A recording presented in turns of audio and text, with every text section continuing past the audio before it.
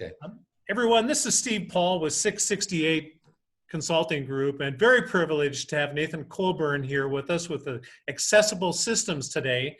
And as most of you know, these interviews that I've been doing with small businesses who are affected by the COVID-19 crisis, and what are some of the steps they're taking to be safe, to save lives, and you know, basically what's going on out here. So Nathan, go ahead and tell everyone a little bit about what Accessible Systems does and what's going on. Sure. Well, Steve, thanks for having me on. I think we share a common mission in that, you know, small business and businesses in general create jobs and kind of make it through a time like this affecting our country. Here at Accessible Systems, we make homes accessible. So we kind of believe in the American dream that we want to save up, have a home, and if it's a disability or age or just a fault of the design of our home, we install equipment and we remodel to take that barrier out of the way. So everything from home elevators to bathroom remodels, the stair lifts that go up the stairs, or elevators, ramps, everything in between to make a home accessible. And as you can see, our mission's always been safer at home, and that's gotten a little more broad definition. But we've always seen nursing homes and some of the assisted livings as our competition, and just providing an alternative so people can age in place or live in place. I love the aging in place concept for sure. And I think you have a lot of relevant things to say about this and you know, the changes that you're having to go through. So tell us how you got started in the business and what changes are you going through right now? Well, the short version, Steve, I got started actually. I was part of a telecom company that went bankrupt, so part of the WorldCom, I guess, bankruptcy. And at that time, you know, enjoyed corporate America, but was really looking for something different. So right as I was leaving MCI WorldCom, my cousin fell off a third floor balcony at a college party. She was paralyzed, and I was the only relative here in Denver that could go and help and see her. So I watched her, you know, go from an incredibly gifted and bright young woman to a paraplegic, and go through that rehab process. And I thought she lost it all. And I was so amazed when she could do really almost anything just without the use of her legs. Unfortunately, when she went home to South Dakota, she felt like she was injured all over again. Her home was not accessible. There was all these barriers. You know, Craig Hospital here in Colorado was one of the top in the nation, and it had no barriers. So she had this tremendous momentum. She went home, and it felt like she was injured all over again. So I got involved and tried to find an option then and there. How does one company help to make a home accessible so we don't have that kind of a situation or that kind of a need? So we kind of added contracting services, equipment, and assistive technology into the true smart home, which is functional, beautiful, and automated. So hopefully making that problem go away. Now, I've spoken to you before, Nathan, and one thing that always comes through is your passion for helping people and making lives better. You're literally making lives better because people can actually be more functional in their home than they could have before. Is anything different right now since we've had the COVID crisis? Well, as you can imagine, the fear, you know, of someone coming into your home is different for every person. But having that ability to shelter in place was our intent all along. So I think what's interesting is for most of our customers, nothing's changed. They are happy to have us in. They know that they've made a conscious decision to be in the home versus somewhere else. And many of them, you know, we've had so many that have said, you know, thank God I made this decision, because from a fear point of view, I'm in a home where I determine, you know, who comes in and who doesn't. But certainly, as you can imagine, it's changed for a lot of people when it comes to people we don't know. So now they're trying to make a decision about staying in their home versus moving. And it is difficult for them to say, who do we trust and who do we have come in and how do we know we're going to be safe? So yeah, we saw a big impact, especially in end of March, April. Now, are you able to keep all of your technicians busy? Do you have more work, less work right now? So the interesting part, Steve, as you can imagine, the business cycle. Our cycle is typically somewhere between 6 business days and 60 business days. So we'll meet a customer and finish the work somewhere between 6 and 60 days. So having that backlog of work was helpful. We haven't laid any technicians off because they had 2 months of work typically. So we've been able to go through that, and that has begun to, to shrink down. But we did have, support positions, marketing positions. We had a group of people that their sole job was to go into the community and into skilled nursing and into hospitals. And as you can imagine, that's just not a safe environment. And rightly so, healthcare facilities shut that down. So I think we saw the front edge of our business, that process, really, really contract. So the marketing and sales piece is what really, really stopped or slowed down. We were probably about 60% of our business within 3 weeks from the sales and marketing side. But the back end, thankfully, we've been able to be an essential business and stay in operation. And, certainly helping people stay in their home at this point in time, nobody's debated that's a business that should continue to operate. But as you can imagine, that we have had probably 25% of our orders that put the brakes on and just said, I'm not comfortable, Sure. So that's been a big effect. That uncertainty. Are you feeling any kind of added pressure now? As a business owner, I know that I always felt a lot of pressure for my employees, for my team, that I always wanted the best for them and wanted to keep them employed and keeping them working. Has this been really tough in that respect? Yes. As in my past careers, I've been a part of big companies, and layoffs kind of come with bankruptcy and other things that happen, right? Obviously, as business people, that's the worst day of our lives. Really, I think the loss of my father and a few family members would be right up there. But, in this business, we did everything. I thought we did everything to make sure we'd never have days like that. And, this event forced some tough conversations. And I think it's been a true test to our culture to talk about what's best for the employee and understanding the needs of the business, and also being able to say, how do we, we have some control. If we can convince our customers to let us come back into the home, we can keep everybody working. And so looking ahead, how are you reaching out to customers, and how are you reaching out to prospective customers? Well, again, I think the interesting part of our business is it's not an impulse, typically not an impulse. We have about half of our customers that are planning ahead and are saying, hey, I will do what it takes. I want to gather information and kind of plan. And then we have about half of our customers that have been injured or, in some of this situation, we've had people with hip surgeries that couldn't climb their stairs without the surgery. And now the surgery got postponed for a month and a half.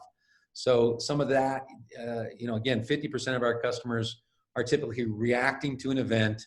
Maybe it's a health crisis or an accident, or life goes on, right? There's still normal calamities happening instead of just COVID. And that's when we meet them. So really, I think that's where, we're reaching out to those folks in the planning stages. We're reaching out to our current customers. And, this is a unique time because we've actually got time to continue that relationship. We get very close during the process, as you can imagine. One of the first questions we ask is, how do you do your normal daily routine? How do you use the bathroom? How do you prepare a meal? What do you do for fun? What do you wish you could do if your home helped you do it? And, we hear the gamut. So it's a very close relationship. During this time, it's been nice to reconnect to that and say, how are you doing? How's your pets? How's your family? And so when we reconnect to those customers, we tend to find that they've been thinking of us. They've been thinking of a next project. They've been thinking of future business. So it's good for both of us. Sure. It's always great to reach out to customers. And you brought up something that a lot of people don't think about, all these different kinds of surgeries that had to get postponed, because hospitals and clinics couldn't take them. And Hmm. so what do you say to people in that situation that might be trying to think ahead for when things do come back to normal or semi-normal? Well, it's interesting because that's our standard advice still applies. Planning ahead, and especially about the big decisions in your life, right? It might be who you marry, it might be your retirement, it might be where you work, or whether to have kids or not, right? Big decisions. The one that we talk about is where do you live if something were to happen, and how can you be independent? How can you have a backup plan? And it's interesting that our best prepared customers have the confidence through these times because they know that if something happens in the financial markets, or if something happens to them physically, or if, God forbid, there's something worse that comes along, that they can stay in their home safely. So they've got a plan in place. That's really where we continue to preach that proactive education and looking at long-term. What is my long-term plan, right? We've all heard have a retirement plan, have a will, have these things, right? And I often say, listen, they don't teach this in school, how to live in place, how to have a long-term care plan. For some people, it's sign a long-term care insurance policy so I can have the pick of a nursing home. But for a lot of Americans, over half anyway, right now it's 89% of Americans, the plan is to stay in their home. They just haven't gotten to the details of that plan. And that's really where we encourage people to go ahead and plan ahead a little further, because when that comes, a plan B is your best insurance policy, and it doesn't cost a dime. It just takes a little time. So it sounds like if people have questions around this right now, that they should just go ahead and give you a call, and you would give them a consultation, talk things through with them right now. Certainly. Our website has, a ton of education. There are projects of people just like everyone, that might be watching this, that have a chance to see what did someone else do. And I think what's interesting is you look at the website, you'll learn a lot. We have a 30-page catalog that has every option and choice that's in your home. I won't call it the sharper image because it's not cool stuff, but it's you can learn and be educated and realize that there's a list of tools and technology that will help anyone stay in their home. And so the last thing I usually share, Steve, is you absolutely give us a call, have us in the home. But that education a lot of times will benefit someone before it benefits you. And so if you do like to help people, I would say educate yourself on the options, because someone is probably going to have a medical emergency or a disabling event or just a temporary event that you might be able to help guide them through that time. Sure. I can think back on a couple of injuries that I had, Yeah. where I was on crutches. Another time I was like this for a few weeks, and even the simple things become, near impossible. And, when you start talking about the smart homes and, that kind of technology, I'm sure that you've seen a lot of changes, in terms of what you are able to offer people now. And are you seeing, from some of your institutional, I believe you work with a lot of veterans, and Yes. are you seeing a backlog that they have right now because of what's going on? Well, what's interesting is about a third of our business is folks like the veterans or Medicaid programs or long-term care policies where there's a certain benefit for this. Unfortunately, Medicare and most health insurance has no benefit. But so in that area, I would say we've seen an amazing effort to work at home. And here in America, I don't know if I want to say this in the wrong way, but we've seen an actual increase in efficiency for processing the options for veterans and for a lot of the folks these programs help. We've seen it go faster, and actually work better during this time. So I give a lot of credit to the people and the technology in those, especially the veterans. Well, that's great to hear that, those efficiencies are increasing and that you are able to help a lot of veterans. This is one of the things, you at the start of this interview here, Nathan, you were talking about, sharing, a commonality that we both love business and entrepreneurship and the opportunities that we have here.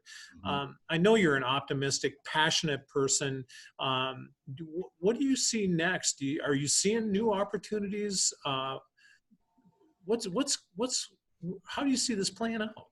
Well, it's interesting, Steve, because I think we've all thought of how is this changing our lives or the people around us. And I've got a junior in high school. Obviously her junior year is totally different than she expected. Her future is different than she expected.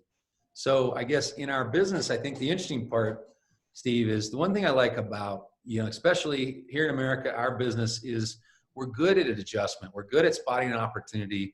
We're good at moving into that. I mean, Tesla gave us a good example by turning around and making ventilators within a week. Or, there's a college student here at the School of Mines that just created a ventilator design that the VA is looking into because it's half the cost of existing ventilators. And he's a college student, right? You're just like, this is fantastic innovation. I heard a great idea the other day as it relates to our space, and it's simply the concept of ozone sterilization. I wasn't an expert in that, but I was talking to a fellow business owner that has a similar business in Texas, and literally, for a few $100s, they come into your home or place of business, and in about 30 minutes, they can fill the space with ozone. And it only takes 20 parts per million to kill every germ, virus that's in there. It's not, you don't have to spray, you don't have to wipe, you don't have to clean. The air is now filled with ozone, which naturally kills that off. So it's an interesting business that, if I were in carpet cleaning or if I were thinking about a business to go into, well, I could feel pretty proud about making homes or businesses sterilized without having a mess or that type of thing. So just, again, it's an interesting opportunity that I think is going to be, hundreds of millions of dollars across the country. That definitely sounds like something to keep an eye on, because I think those are the kinds of solutions that people, want to see, because, right now there's a lot on, people are uneasy about going back into public. As much as we want to open things up, open up the economy, Yep. People are looking sideways at each other, and they want to know that it's going to be safe. That Yep. really sounds interesting. Nathan, this is really, really cool to have you here for this conversation, because staying home, staying safe, staying in place has always been your business. And there's so much around that. I'm sure a lot more people will be taking this more seriously in the future. Now, you mentioned your website. Go ahead and tell us your website address and the best way to get in touch with you. Sure. The website's at accessiblemed.com, so it's all one word. Or you can go to Accessible Systems Inc. Either one will take you here. But I do think that's what's interesting is we get calls from all over the country on those questions. What do I do? How do I handle this? And there is a lot of content on the site. So I think this is not a topic you can necessarily buy on Amazon and really know that, none of us are experts at this. It'd take hours to days to be experts. But certainly there's a lot to see on the site. And the second thing I would say is just call us at 303-693-7787. And there's a free consultation. So right now we have 4 states and 5 markets.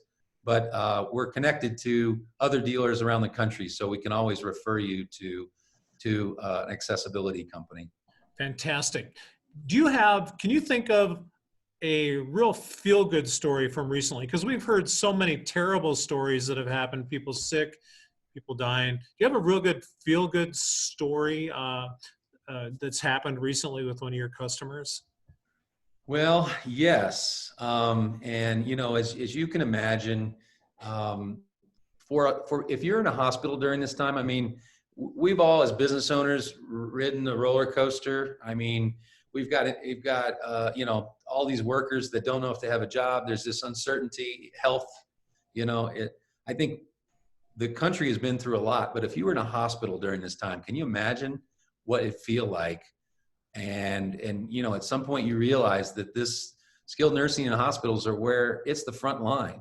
You're on the front line. So we had a customer who did have a car accident, and of course we know car accidents is you know, somewhere in the 10 times the deaths of COVID. But you know, as you look at car accidents, he broke his hip, and it looked like he was going to have to be in the hospital for 60 days. It was a very, very bad break. He was able to give us a call, and because we had one customer postpone, he was able to go home in the hospital 9 days after his accident. And he found out that there was a COVID infection the next week after he had gone home in the hospital he was in. So for him, you know, horrible event, you know, but he got to go home. And I think what his feedback to us was, guys, I can't tell you what it was like to sleep on the front line for 9 days and then to sleep in your own bed. So that was his feedback. And, you know, now he's almost fully healed. So it's going to be, it's about a 2.5 month healing cycle. So you're right. As you look at the normal events, you know, we forget about just what it feels like to live a normal life and then just have a car crash and say, I just want to sleep in my own bed. Wow. Wow. And so there you have it, everyone, with Nathan Colburn. He just, you know, helps out so many people. Accessible Systems helps so many people. Nathan, if you would give one last thing before we go here, if you'd go ahead and give your best advice to people dealing with this, whether as a business owner or someone potentially that might need your type of service or they're unsure what to do next, what advice do you have? So is this regarding like planning to stay in your home or the COVID? Well, around either, whatever you think is really, really important right now. Well, I guess I'd say this, it applies to both. But, you know, I think the ability to adjust to what life throws at it, right? This is critical. Our mental attitude, the people we're around, our support system. But it also doesn't replace planning. And I think it's hard to describe to people the confidence and the relief, just the peace of planning. So I would say for you and for your parents, for the people watching this that have, you know, aging parents or all of us getting up there, I think the interesting thing is this is not something you wake up one day and decide you want. It is something that we all need. I don't think anybody wants to move out or live in a hospital. We all want to live in our own home. So I would just say, get the education and plan ahead. And I think you'll find that peace and confidence is a priceless asset when it comes to something like this that you hope never happens to you. Great. Nathan, thank you for those words, and thank you for taking the time with us today, and best of luck moving forward. Well, Steve, thanks for what you're doing to share a positive message. We can all use it right now, and hopefully we'll see more of the mainstream media give us that extra light of day. Absolutely. Take care, All right. Nathan. Cheers. Thanks.